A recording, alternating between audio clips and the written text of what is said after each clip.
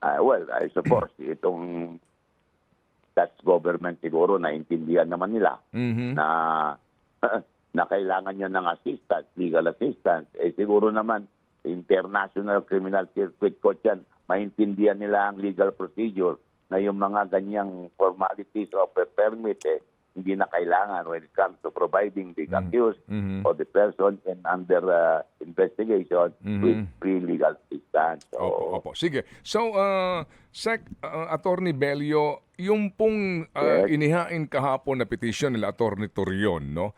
Yung Oo. TRO, definitely moot na po ito kasi nga nakaalis na po si Presidente, no?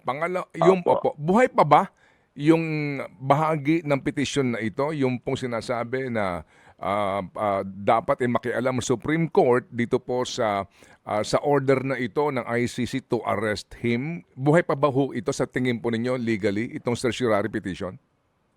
Ang alam kong pinay nila Atty. Torreon ay petition